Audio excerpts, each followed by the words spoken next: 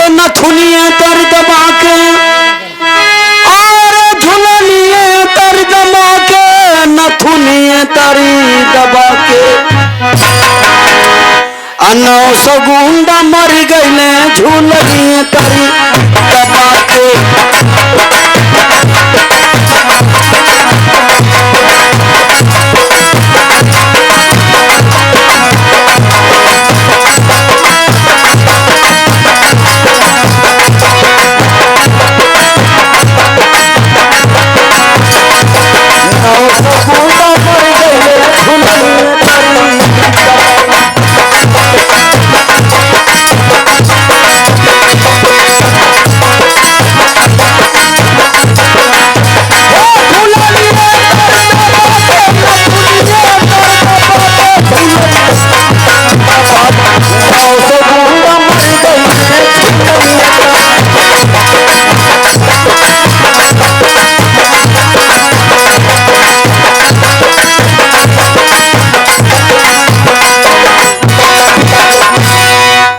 आराम से घाव लग जाए, ठंडा लगा था।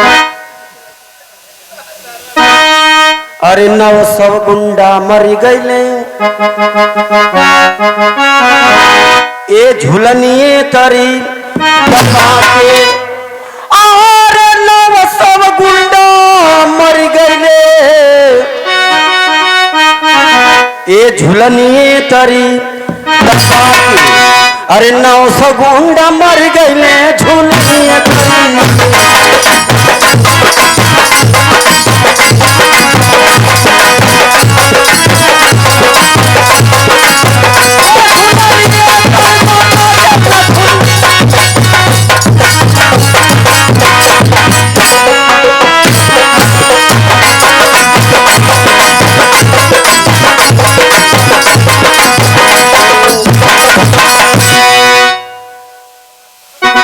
सोने की थाली महुरे के परोसली के अच्छा जेवे के मिस्टेक हो गया तन सो एक तो जेवे के महुरे के कह देनी है मतलब जे एजाल ललोही जे भी आमंत्रित रही भोजन करे खातिर भोजन जे कैले कले आ जे ना कैले हुई इसमें तो क्यों बकियो ना हुई एक का आदमी बाकी हो जन दवाई लेके गिरल ललोही अब उठिया तो बउआ के कहीं अरे मतलब सब खा के चल गल अभी मुँह खैली ना आ गीत के माध्यम से यह संकेतो होता हम हुरे के कह देने कथ जेवे के मास्टर साहब काम एक गो यूजे के 4-5 प्रकार से कर लेला मास्टर साहब कमवा एक गो है अगर सुबेरे का माता बहन अगर खाना बना लेनी तो आदमी के पीछे लग जाली कल सिंटुआ का पापा आज सौकेरे खाना बनौले फर दे बरस कह के खाना के अगर तनी भर लेट होला तो कहनी बउआ का करथवा हो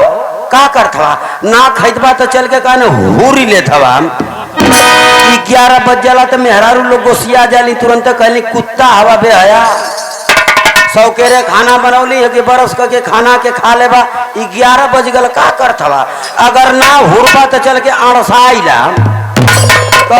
3 गोगल चौथ के बेर में कहे ना अड़सैबा तो चल के ढकेलीला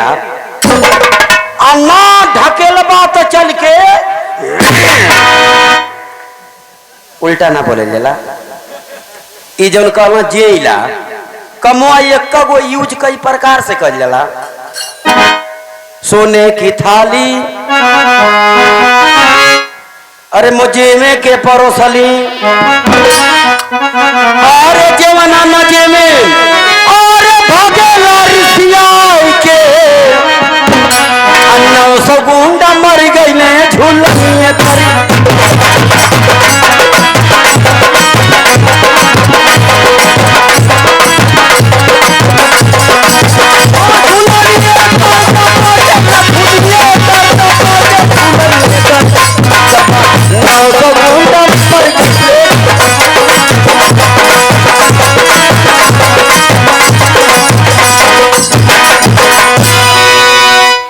तमाम गीत भैले हम जाते गीत ना गाई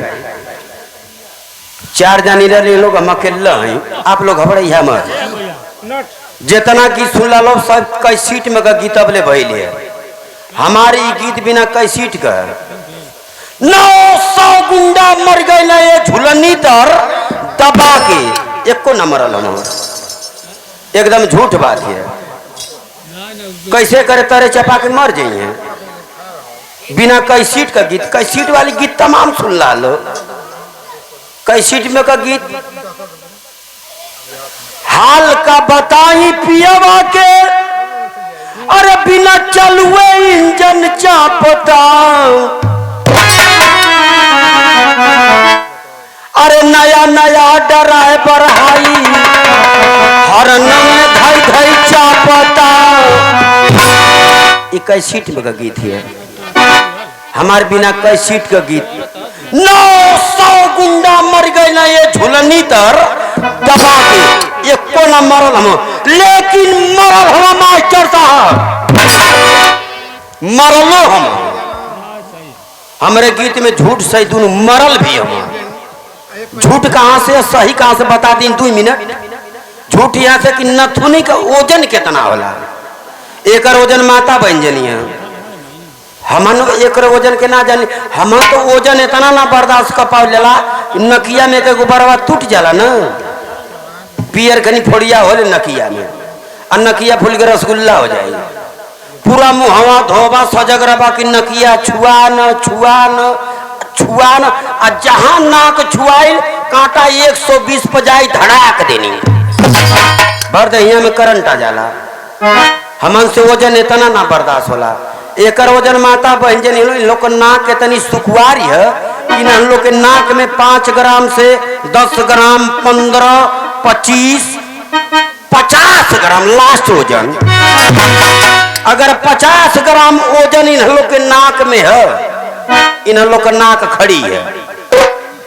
इन लोग के नाकी में 100 ग्राम डाली दा तुरंत नकिया टूट जाए। ये 100 ग्राम 50 ग्राम के तरह न केहू चपा के मरल है न केहू लेकिन मरल हो मास्टर साहब जे भी मरल है एकरे नीचे चपा के ना मरल है एकरे पीछे घिंचा के टरनी से कट जाते हो नीचे चपा लम जहर खा लेते हो फांसी लगा लेते हो। हमन का जहां जाते हैं कुछ ना कुछ मरे वाला मिलत हम पिछवा चौकिया पर से भगौली है जा मन के भागा कुछ भागा लाइन में लगल है लोग जे भी मरल है करे नीचे चपा के ना करे पीछे घिंचा के मतलब जे इन्हां लोगन के चक्कर में पड़ल हमरे गीत में झूठ सही दोनों गीत खत्म। फुलवा के नोच नोच के अरे से जिया रे लगौली